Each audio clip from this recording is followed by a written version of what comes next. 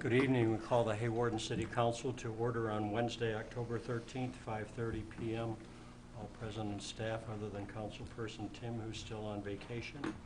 If you wish to address the City Council tonight, agenda item number 1C, also public hearing on number 3A.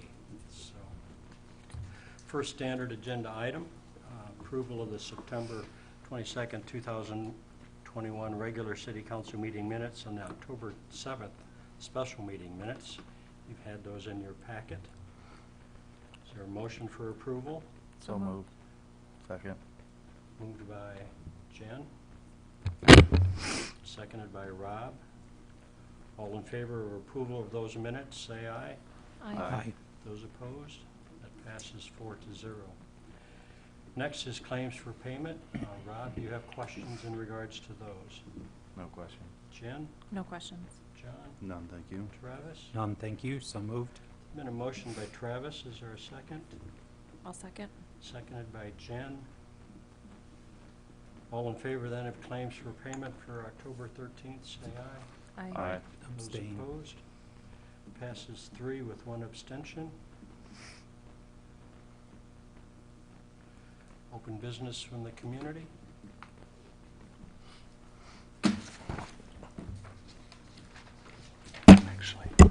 My name is Patty Anderson.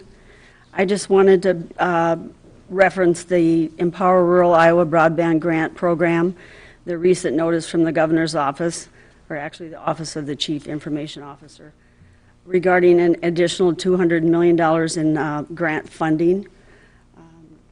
Yeah, they've already allocated monies toward this type of program, but it's already been handed out. She's made available up to $200 million in addition.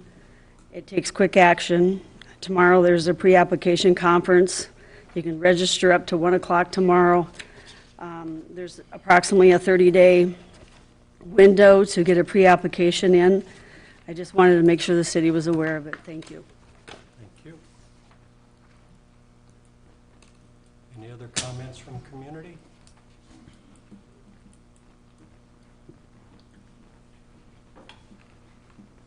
I have a comment regarding Ordinance 739 related to water rates. I find that the rate that you guys are asking for is excessive. First, let me say that reading these things is very difficult. There's no way to understand what the previous rate was except by looking back at your old bills. There's no way of knowing what you guys are planning on doing. But mostly I'm complaining about the current water rate is $2.27. You are going to raise it to $2.73. By my envelope, that's a 46% increase, which amounts to 20%. Now, what possible justification is there for a 20% increase? I think before you pass this, you need to tell the people what they're paying for. Thank you. Okay, thank you. Any other comments from the public?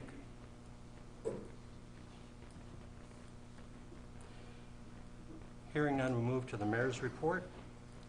I want to express my disappointment with the announcement of Mike DeBryan ending his employment with the city at the end of this year. Mike's been a dedicated employee for the past 32 and a half years, the last 4 years as our city administrator. Mike has done a great job with the police department and also as an administrator. We've made many improvements to our community in the past 4 years. Realize that not everyone agrees with everything that our city council makes decisions on. I am disheartened that through social media, there have been misinformation put out and also derogatory remarks made about others. I want to congratulate Maddie Vloto and her husband on their new baby girl, Nola. Tim Moodhart is retiring from the city. Tim has worked with us for 27 years.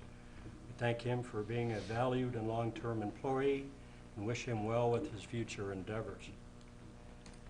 It was great to welcome the second graders from West Sioux. They visit us yearly as they study local government and get to see the council chambers and to ask great questions. We thank the students and their staff for venturing over here to the community center. Wednesday, October the 20th, will be an opportunity to hear from those on the ballot for city council. Public forum will begin at 7 p.m. at the Hawarden Community Center.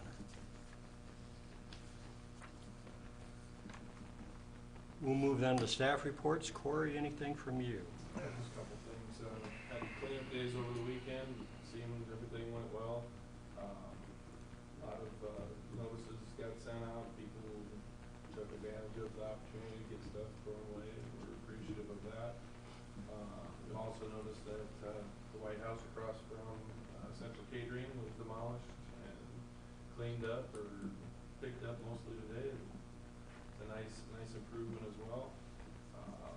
And the 12th Street project south of the parking lot, we worked with the school to make sure there were no students, or when we had events, anybody was driving on it for about a week after that was done. Everything looks well. I haven't heard anything from Travis as far as anybody driving on it. No, it's been good. I haven't seen any burnouts yet. We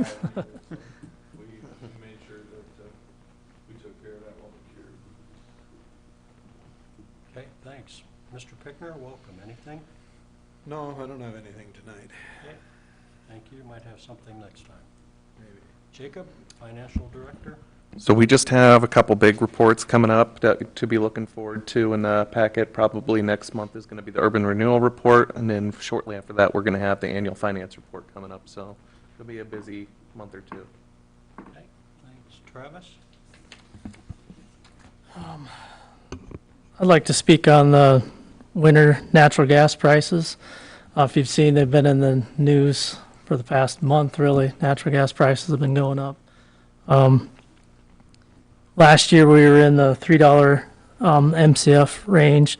This year, a lot of our gas is locked in. We buy 5 years rolling. So we've got that under $4. But recently, to get through the winter, we've bought some for $6.75. And the price last Friday was $7.50. Just a note, so everybody knows the Asian and European market right now is $30 to $40 for that same gas. The U.S. produces 90 BCF per day, but it ships 10 overseas and 5 to Mexico. So supply and demand, they can get $30, BCF overseas. They're going to ship as much as they can overseas, which increases the price here. What it means to customers' bill, customers will see a up to 30% increase from last winter, excluding February's anomaly. We're going to go into this winter with 110% of our average daily usage. In the past, we've been between 83 and 87, but we learned in February that just doesn't work for those spikes. This winter is forecasted to be mild in temperature, but so was last year until we hit that polar vortex. This may sound alarming, those prices, but if you think back to 2004 to 2009, the prices were in the $7 to $13 range. So, I mean, we've been there in the past. We weathered that. The natural gas market has been low for the past 10 years, so then when it starts to go back up, then you feel the pain again. Recent news reports just came out 2 days ago. Mid-American Energy has been notifying their customers of a 46 to 96% increase in their bills this winter. There's been some phone calls already and text messages. What's ours going to be? So I actually had this written up last week because I knew the prices were going to be high this winter. We will post this increase to the public later in the week, and I'm going to include ways of conserving on their heating bill. Just little things you could do around the house to help you out. That's all I have. Also might remind our citizens that level paying is a pretty good option, then they know month to month it's going to be. Yep, that'll go out in the next month's bill, plus LIHEAP, how to apply for low-income home energy assistance. So, Thank you. Mike DeBryan. Well, I have a few things tonight. First of all, the state of Iowa has come out with $200 million in grant money for broadband internet build-out. The money is for underserved areas of the state that have a service of 25 download and 3 upload speeds or under. It is also scored higher for the non-incorporated areas of the state. They automatically score 60% higher on the state application. Hawarden currently is listed at download speeds of 100 and upload of 10, so we do not qualify for those. I've confirmed that with Consortium Consulting this morning. They are going to keep an eye on it for us, and if something does come up that they would open up those a little bit, they will let us know so that we can then apply for that. Each of you have got a copy of the employee manual that I'd like the mayor and the council to review.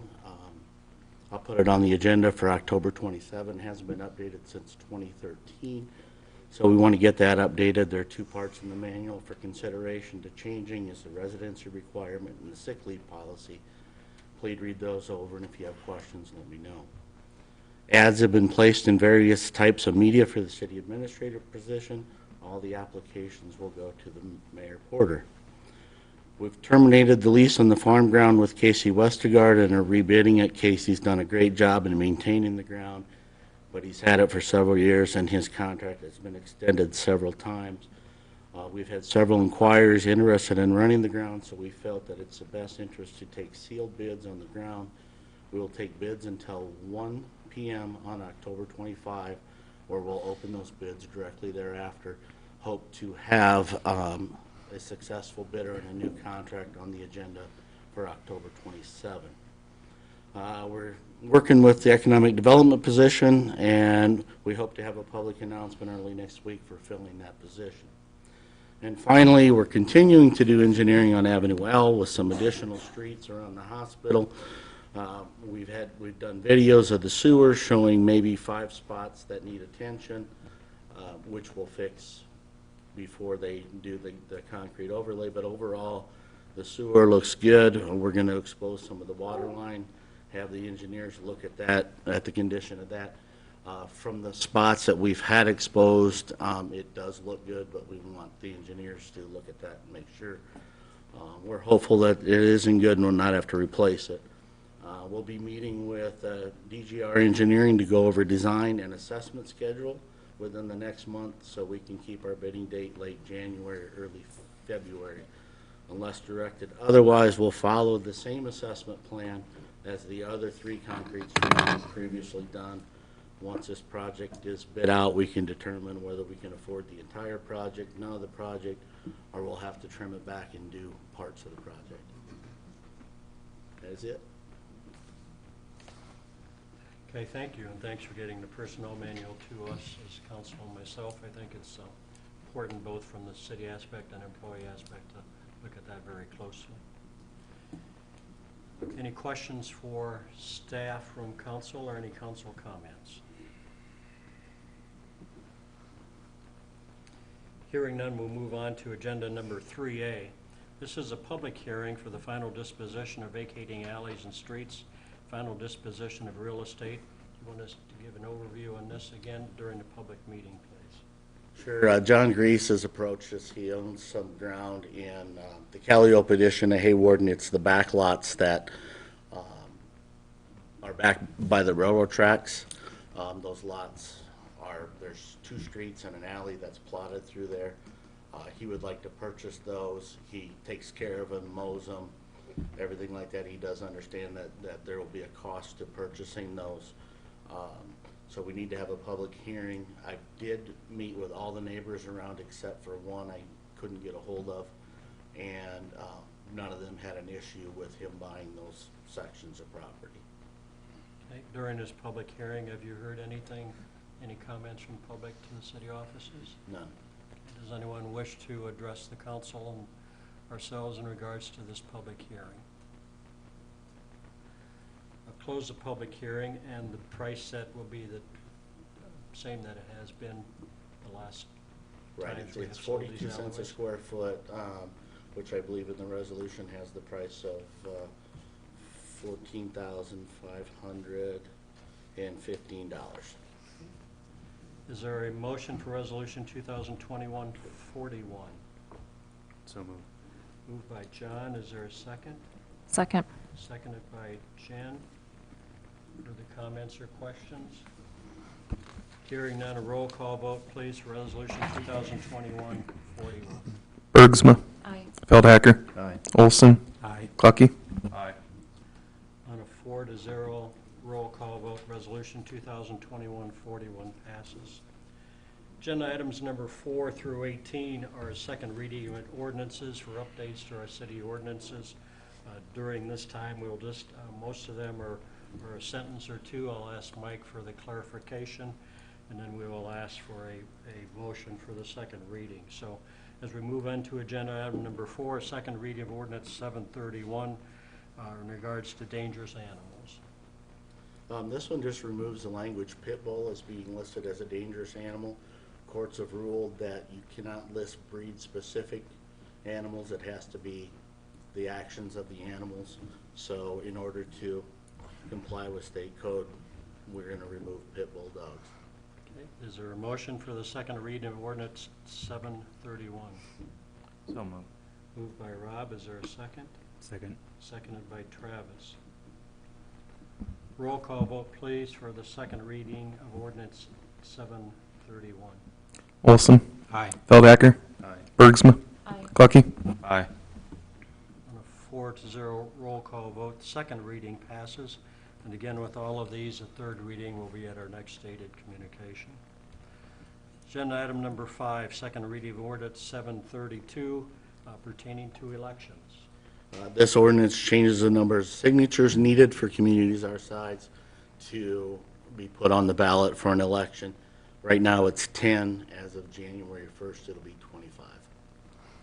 Is there a motion for the second reading of ordinance 732? So moved. Moved by John, is there a second? I'll second. Seconded by Jen. Roll call vote then, please, for second reading of ordinance 732. Clucky, Aye. Bergsma, Aye. Olson, Aye. Feldhacker. Aye. On a 4-0 roll call vote, second reading of ordinance 732 passes. Agenda item number 6, second reading of ordinance 733 pertaining to failure to assist. This ordinance makes it a crime for failing to assist someone who needs an ambulance or law enforcement as long as it's safe to do so. So moved.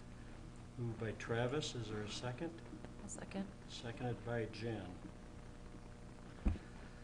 Roll call vote then, please, for second reading of ordinance 733. Feldhacker, Aye. Olson, Aye. Bergsma, Aye. Clucky. Aye. That passes 4-0 with a roll call vote. Agenda item number 7, second reading of ordinance 734 pertaining to interference with official acts. This adds medical examiners and firefighters to the list of professions where it's unlawful to interfere with while they're lawfully doing their job. Others right now are police officers, EMTs, and jailers. Is there a motion for the second reading of ordinance 734? So moved. Moved by Jen, is there a second? Second. Seconded by Rob. With a motion and a second, roll call vote, please, for second reading of ordinance 734. Bergsma, Aye. Feldhacker, Aye. Clucky, Aye. Olson. Aye. That second reading passes also 4-0.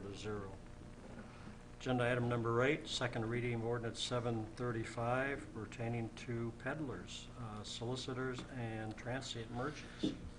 This ordinance will prohibit a city from charging a peddler or solicitor fee to a person under the age of 18 who exclusively operates a business that is traditionally operated by persons under that age, as long as it's operated for no more than 89 days a year. As it was explained to me, we can't charge a peddler's license to somebody under 18 that has a lemonade stand. And we wish them luck with that. Yes. Is there a motion for the second reading of ordinance 735? So moved. Moved by John, is there a second? I'll second. Seconded by Jen. Roll call for that second, please. Clucky, Aye. Feldhacker, Aye. Olson, Bergsma, Aye. Second reading of ordinance 735 passes. Second reading of ordinance 736 is the agenda item number 9 pertaining to public disorder. This ordinance changes the definition of what is considered a disorderly act under that criminal code. I believe they took out the part where yelling and behaving in a raucous manner is disorderly conduct. So it's acceptable now. Well, it is according to the state of Iowa. Is there a motion for the second reading of 736? So moved. Moved by John. Is there a second? I'll second it. Seconded by Rob. Roll call vote then, please. Jacob for second reading of ordinance 736. Clucky? Aye. Feldhecker? Aye. Olson? Aye. Bergsma? That second reading also passes 4-0. Agenda item number 10, second reading of ordinance 737. This pertains to abandoned vehicles, which may be helpful for us. This changes the procedures for disposing of an abandoned vehicle, and it also places a procedure that somebody can reclaim their vehicle once it's been declared abandoned. Will that be a hard process? It's just something else to learn. Corey's on it. It can be difficult, especially if you can't find an owner anymore and stuff like that, but hopefully this helps speed it up for these people. Okay. So moved. Been moved by Travis. Is there a second? I'll second. Seconded by Jen. Roll call vote, please, for second reading of ordinance 737. Clucky? Aye. Bergsma? Aye. Olson? Aye. Feldhecker? Aye. On a 4-0 roll call vote, ordinance 737, second reading passes. Finally, in regards to this ordinance and the second readings is the ordinance 738, provisions pertaining to alcoholic beverage control. Basically, if you have a Sunday sales liquor license, it was from 6 a.m. to 10 p.m. It is now 6 a.m. to 2 a.m. on the following day. Gives us more opportunity. Yes. Okay. Is there a motion for the second reading of ordinance 738? So moved. Moved by John. Is there a second? I'll second. Seconded by Jen. Roll call vote, please, for the second reading of ordinance 738. Feldhecker? Aye. Olson? Aye. Clucky? Aye. Bergsma? Aye. Second reading of ordinance 738 passes. Again, we will do the third reading at our October 27th meeting if there's people that wish to comment in regards to those ordinances. That moves us to agenda item number 12, which would be the first reading of ordinance 739, ordinance in the code in regards to amending water rates. Mike, would you give us background with that, please? Sure. In 2019, we did a water rate study. What we found is in our water rate fund balance account, we've lost since 2008 to 2019 when we did the study, $800,000 in our water fund balance. It started out in 2008 at about $600,000 surplus.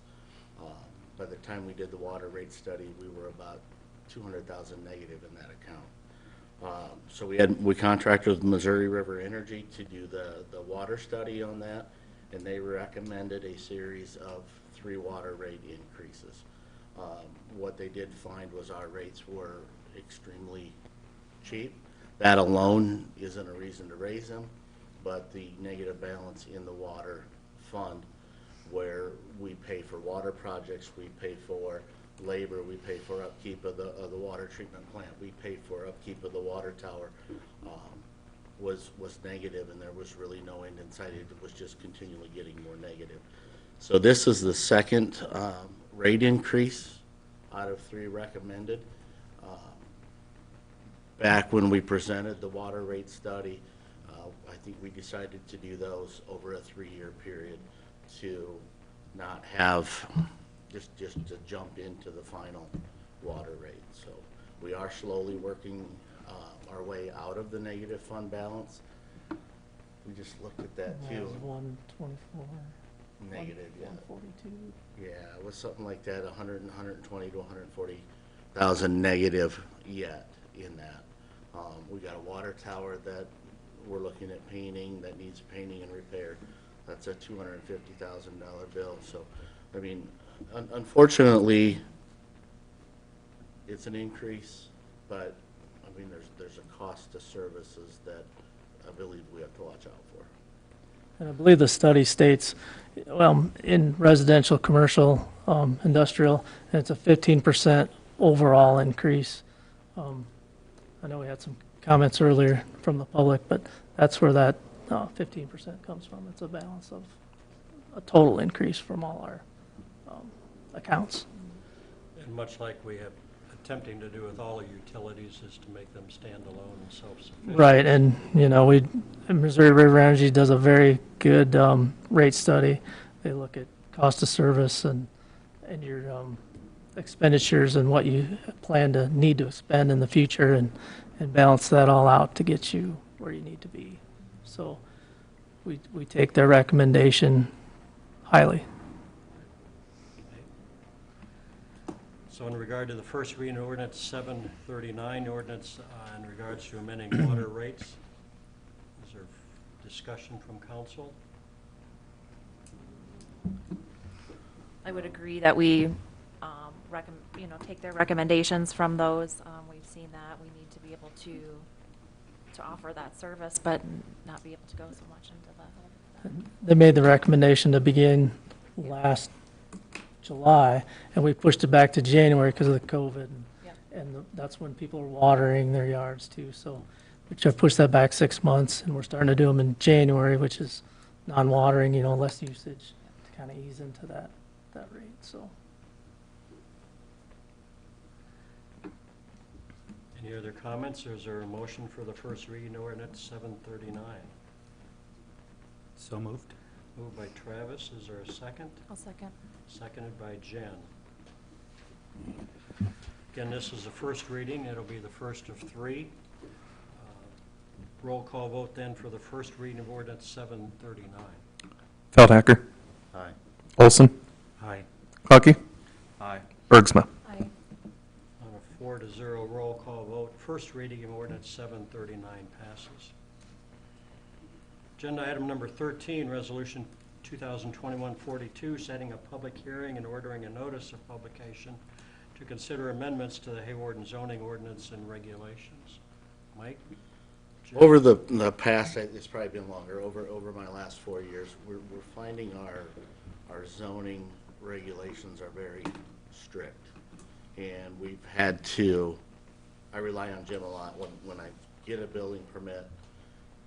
Can I do this or can I do this? And more often than not, there's things that we can't do, and we have to tell people, sorry, you can't do it, which discourages growth within a community. We met with the Planning and Zoning Board on September 1st and went over some issues we were having and some recommended for future changes. Basically, we're not looking at just relying on our authority. What we would do is like to make it easier for somebody to take something to the boarding zone of adjustment to get their approval on a building project.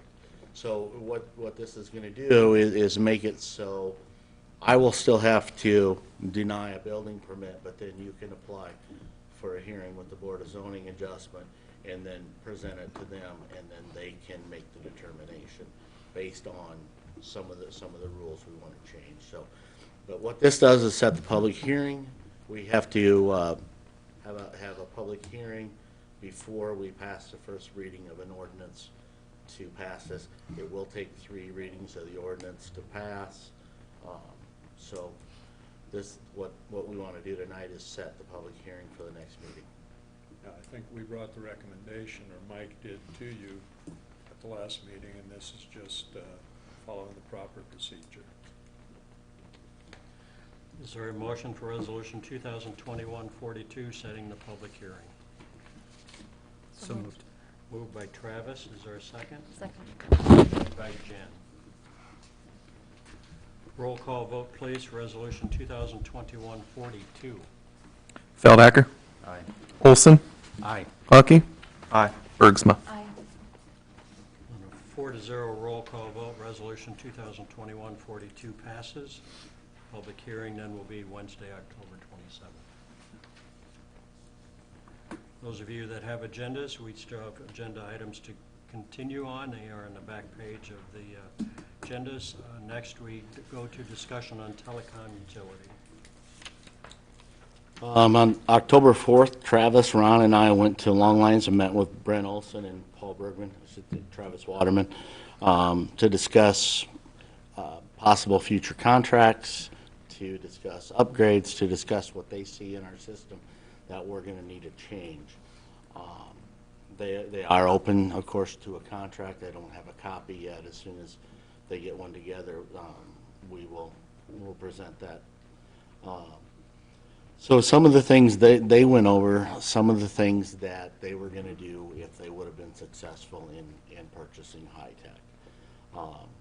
One of the things that they recommend we do right away is we have 94 amps throughout our system.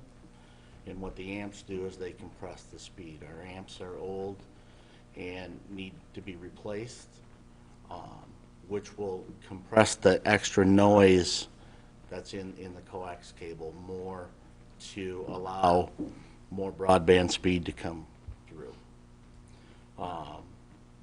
And it'll also enable us to eventually move into a DOCSIS 3.1 system so we can offer higher speeds over the coax system. The cost of 94 amps plus if we contract out for installation, we figure on the top end is about $110,000. They also recommend in the next 3 to 6 months is move our cable from a mostly analog system to a digital format. This will improve clarity in the system as well as enable us to free up some more bandwidth. This will be inconvenient for some folks as it's going to cause them to have to reprogram their remotes. I'm going to assume Ron's going to get a lot more calls from people saying, hey, how do I reprogram this? But we find it's going to be a necessary upgrade if we want to expand our speeds for our internet at all. And then 6 months and out, they recommend we upgrade to the DOCSIS 3.1, which will enable us to offer faster internet speeds, possibly up to 1 gigabyte download, and Ron said 50 megabyte upload. Long Lines told us probably 20 to 25 is realistic. So I put the 50 in there just, as hopefully, we could get it, but and we're looking at a cost of that of about $450,000. Long Lines is also looking at upgrading the billing software. Right now we're on the Martin system, and that integrates with Long Line software. They're looking to go to a new company that Martin's evidently hasn't upgraded in a number of years, and some of the costs will be put on the municipalities for that, and preliminary costs for that are about $20,000 per municipality. So those are the recommended upgrades we make. Ron, I know, is working on upgrading the amps. We need to, the amps are outdated, old. They need to be upgraded anyway. As their lifespan goes on, they allow more and more noise to go over the lines that compress less noise, which affects the clarity of service. In talking to Ron, Ron is talking about eventually retiring. He hasn't given a definite date. We're looking at probably 3 to 5 years, unless he finds himself being bored and doesn't want to retire. But he is really encouraging us to start looking for an additional tech for our cable and internet. I do know Ron's, being the only person, he is being run ragged. It's a big responsibility.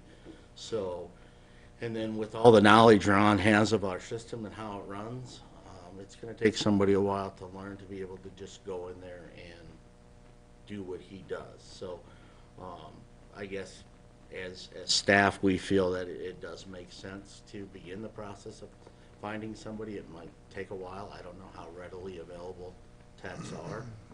I don't know the hourly salary range or anything, but that's something that we feel that we should probably start sooner than later. Next thing is, as I've said for some time, we're losing money on our programming costs for cable television. With the continuing increase in cable television rates, channel costs, our retransmission agreements, that we do need to make a change. Right now, we're losing anywhere from $13 to $15, and I'll know exactly what that is by the next meeting, per sub per month. So 50,000 to 60,000 a year we're losing just on our programming costs. That doesn't take into account of any of our tech or customer service time. So what I would need to know from council is how you want to handle that. Do we tier up the loss to make it more gradual for the customer? Do we catch up the cost? I mean, however you guys want to handle that. I'll just need some input on what you want to do for an increase on that. Again, I'm projecting it's going to be in the $13 to $15 range just on the channel cost. That's from what they charge us to get those channels and what we're charging our customers for the Yes. cable. Yep. You know, you look at Kellerland and KTIV, and you know, this year they're 5-something. Next year they're going to be 6-something. You know, but there's really no rhyme or reason as to why they just, you know, in renegotiating a couple of those, you know, we were able to talk them down some, but they usually do a 3-year contract, and they said, that's fine, but by year 3, we want to be over $6. So your choices are, you can drop the channels, the local channels, or you can enter into a contract and try to get it down as low as you can. So by offering less channels, you could theoretically save money that way. Sure, if you want to drop Kellerland, KTIV, any of those. Can we drop KTIV though? Because doesn't FCC regulate that we have to carry Well, one market? we're in Must be there. the closest, doesn't it? So Yeah. we're in Sioux City's market. The only extra channel that we offer that's not in our dedicated market area is Kellerland. Right. And we know Kellerland has a very large following. In talking to Longlines the other day too, they said they still carry Kellerland in Orange City because they got such a big following. Otherwise, they would have dropped it. So, but you know, I mean, and those are just our retransmission costs. What we found is both Longlines and Premier, what they do is they just put their retransmission fees as a line item on their bill, not in their regular channel cost. And that's just a pass-through. Now, it's easier for, I think, for a private company to do pass-through costs like that than it is for us, because our costs are set up, our rates are set by ordinance.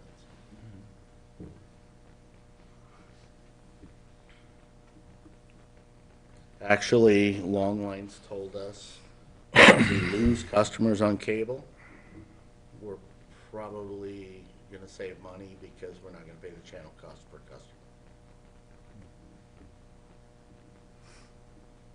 What was the cost to move to digital from analog? About $10,000, 10 to 12, round thought.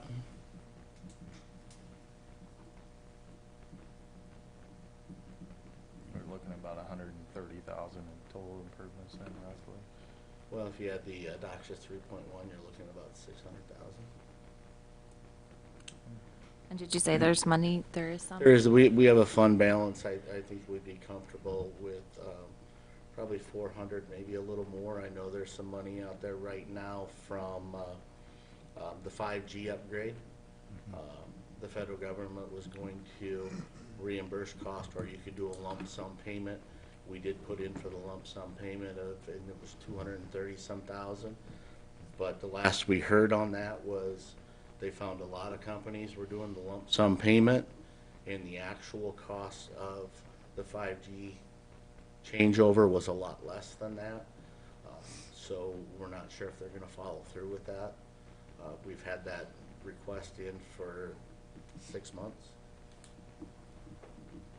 So, I mean, it's not guaranteed money. And if we have to, we can slide the DOCSIS 3.1 off for a while. I mean, we have enough to do the amps and to do the digital Just to switch over, see what kind of and, improvement. you know, we'll see what kind of fund balances, you know, we can get year after year to continue to upgrade somewhat. The thing, with phone, of course, we lose money, but we also have the debt payment out of phone. That'll be up in 7 years, and if we are able to get through that, phone will at least be break even and not have to be supplemented by internet. But the thing is, internet and cable are together, and so as we lose money in cable, that takes money away from internet. So you're not recouping as much as you should. And the billing upgrade, that'll just have to happen. Yeah, if Longline switches their billing system, it's gonna have to follow to us because they do the front end of our bills. They actually do our billing for us, we do the collection.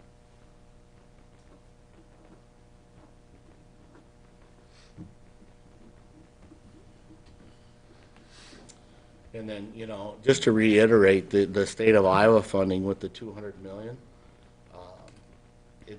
right now it's for underserved areas. It's, we are listed on the maps as a 110 service area, which is 100 download, 10 upload. This is for 25 and 3. And who knows, maybe they won't get enough people to take all the 200 million. That's a lot of money, and maybe they'll open that up farther. But right now, that's initially what it's for.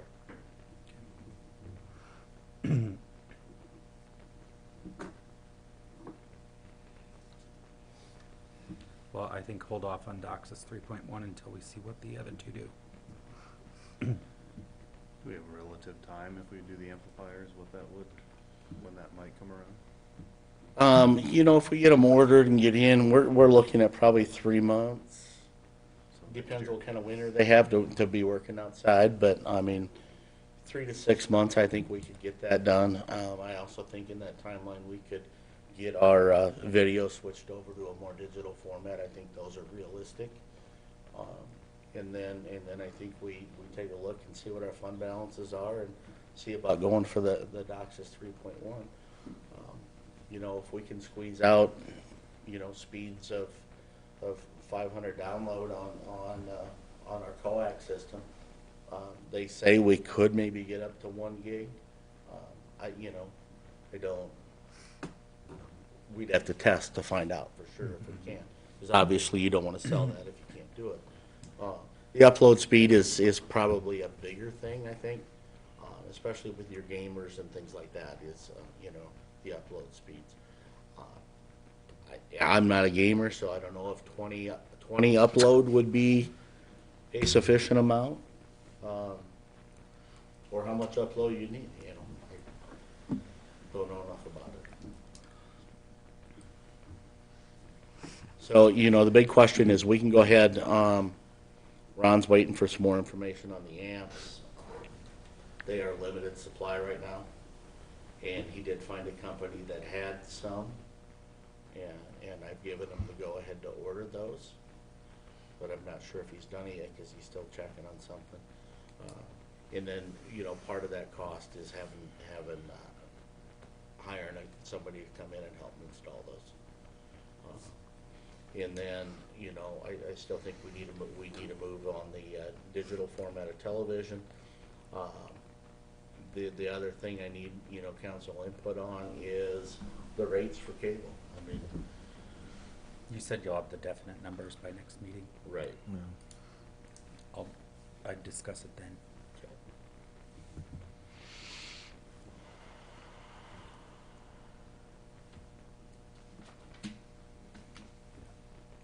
We have also information on maybe the new tech, kind of what that cost Yeah, would be I- to us. Yeah, I'd have to do some research, find out what, you know, what pay range they are, how readily available.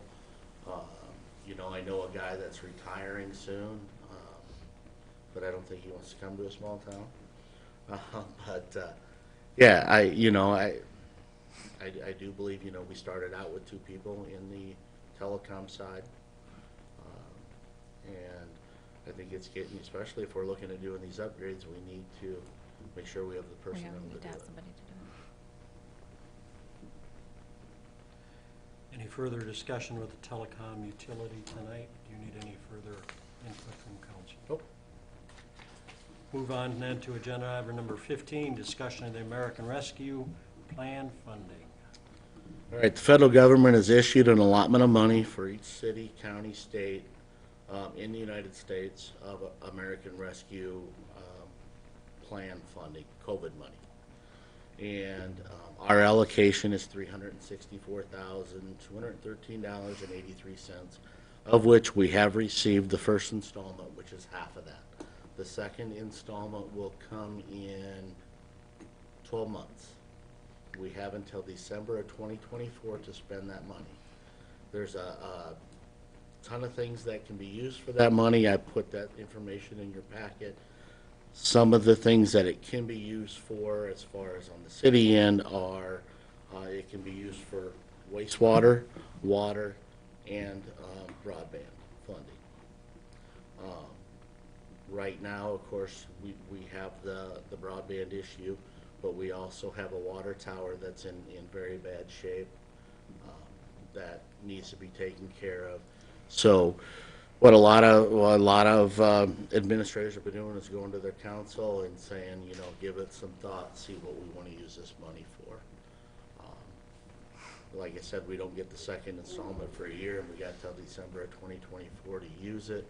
Our initial thought among staff was if we could use some for the water tower, we would still have some left to add to the $400,000 that we could, you know, spend in telecom and increase that amount to $500,000 plus, which would help us with the upgrades there. We were looking at a contract with McGuire Iron to redo our water tower, and that was going to be on a 6 or 7 year plan. Well, it's 10-year, but it'd be 7 years to pay off the painting. 7 years to pay off the painting, so we'd be paying them 40-some thousand a year for 7 years. Where if we could do it up front, then our maintenance cost on the water tower run about $9,000 a year instead of $49,000 a year. So. So then we wouldn't have to do the contract? What we would We do would then is still- we would enter into a maintenance contract. with Okay. them, in which they would come and do the maintenance on it every year, any repairs that needed to be done. And then every 10 years, Yep. they would paint. 10 to 12 years. Under that maintenance contract. But we just wouldn't have to pay for the painting part of Right. it. Yeah, we got to pay for the first one up front, Right. and then we enter that contract, then after 10 to 12 years, when it's due to be painted again, it's been covered. Been The covered. reason Part of that maintenance The plan. reason this time it's gonna cost so much, it's gotta be sandblasted all the way down to the bare metal. And part of that cost is a curtain that they use on their sandblasting. And what was that? Like It was 100,000 itself just for the curtain. The thing goes around. Yes, to protect all the existing homes. So after that, it won't be that much, and then if they're doing the maintenance on it, they're gonna make sure it stays in decent shape, because we're just paying them X amount a year, and any repairs they gotta do for that, so. You know, we talked about, we thought it was gonna have to be replaced, but they came and looked at it and said it's in really good shape yet, you just need some care, so. Sounds like a plan. Yeah, I think that's the right use for that money, is to take care of the water tower and then after that, And we- the broadband. We could actually, relook at that third year increase in water rates too, and maybe back it off a little, or, Right. if we're taking that big chunk, Right, you right. know, that That's we less would have money had down to the road. build up with these increases, that, maybe we could do that and then stave off another increase, or maybe lower the amount of increase. Just, And they thought it was very beneficial for us to have 2 water towers Yes. for backups, those Yep. kind of things, to Yep. be able to, and to be able to keep it would be beneficial. Right.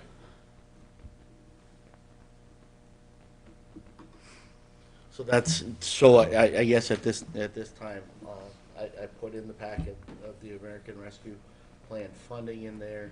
If you guys want to look at it, and we can continue to talk about it. Obviously, if we do spend some on the water tower, they're not gonna do it till spring anymore. We have, until December of 2024 to have to use the money by then. It's gonna be, probably about 10 months now before we get our second allotment. So, I mean, it's nothing that's got to be done right now. But, we just want a direction on what you want to do with that. And this thing spells out what we can all use that money for. Yes, and it's like 40 pages. Yeah. It's a federal government document. Yep. So. Yep. Some of it's clear as mud. Mm-hmm. I was reading. Do you need any further discussion on the American Rescue Plan funding?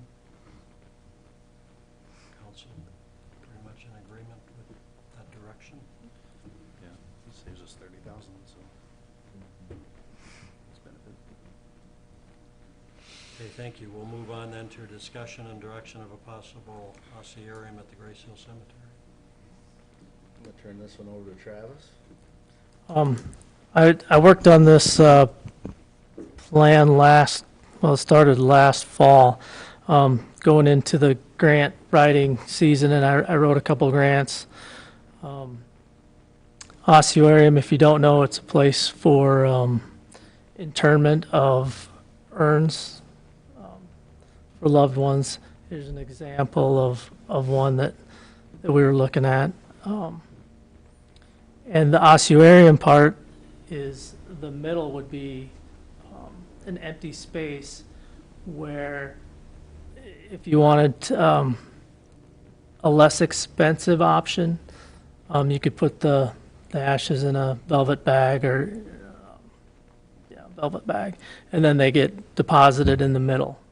And then one of the rows would have, just the memorial, so-and-so's name, birth, and death dates. Otherwise, each one of those squares is a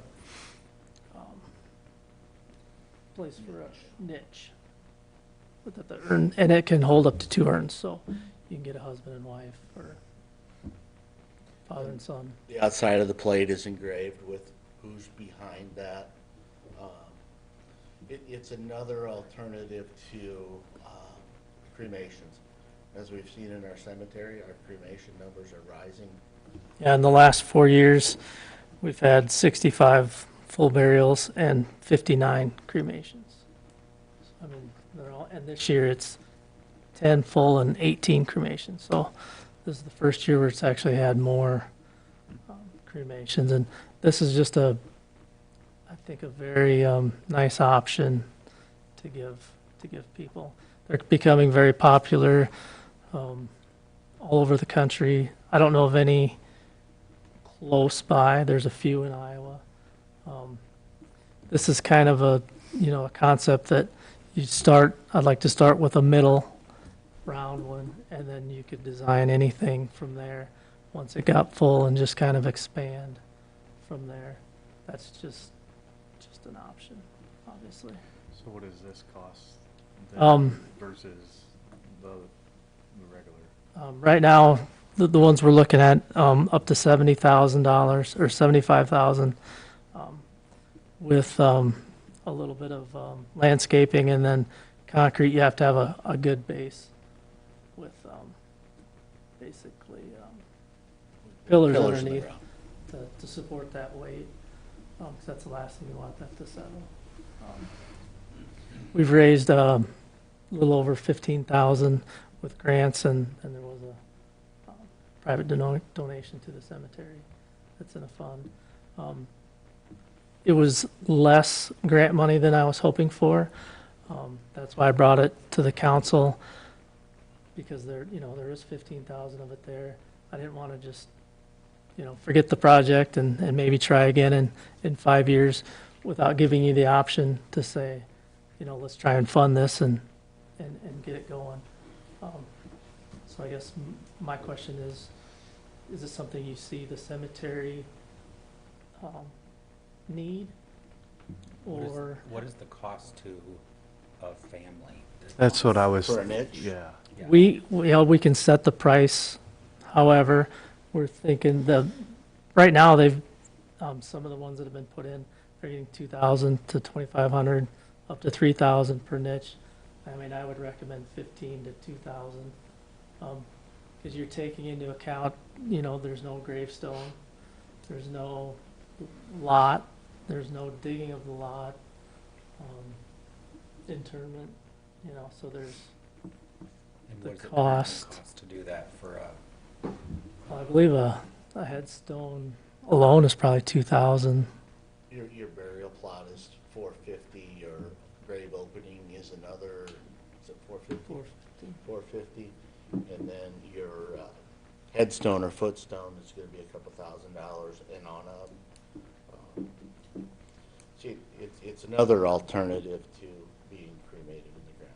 and how many? This is the first picture was a 72. We scroll down, the next one's an 80 space. So, I mean, we'd price it so it would pay for itself, and then plus there'd be seed money to do the next place.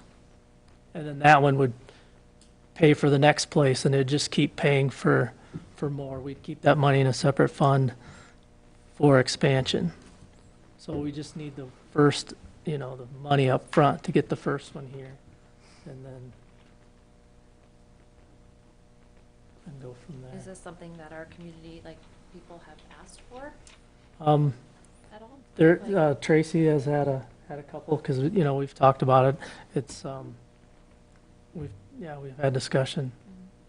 So, not overly, because they're not very common yet. Right, But I think but with maybe, that many cremations going You know, around.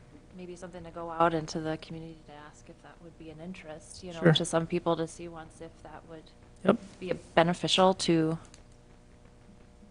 Is this something that if people had, they could still do? I mean, if they had that, cremation already done and they wanted to go ahead and. Sure, Yeah. if they got the ashes at home or something, Right. yeah. Yep. And the inside part where it gets placed in the middle, that could go $300-400, depending on it's $100 to engrave, up to 100. So that's a little less expensive. Still a way to memorialize those ashes in a cemetery setting. So the 65 to 75,000 is for the concrete and footing, That's and it. the structure for That's the first everything, centerpiece, not the concrete for the expansion. Not the concrete for the expansion. Yeah, I think if we can find a way to see if there's interest or get some sort of When do you, thoughts that way. just some feedback. when you got on the grant as far as What do we have? You Completion usually and- got a year 1 year. to spend the grant money or return it, and you can get an extension, so, we've got time, there's a lot of time. We just didn't wanna send the grant money back No. without even bringing it up, Right. so yeah, I mean, we've got plenty of time. Something like this wouldn't even be, even if we agreed to it, wouldn't be in until sometime late spring. So, It'd be late summer. yeah, so, I mean, there's a lot of time to find out the interest in that. Where would you put it? We're looking in the new section. There's an area that hasn't been, it's plotted, but there's no one there. And, so, There's actually two areas up there. I know previous administration had talked about this somewhat, and there's another area in there amongst where some young trees and stuff are too. So, I mean, there's a couple areas that it could go into. I'll try and get some feedback on, if this is a good idea or a waste of time, and try and bring that back.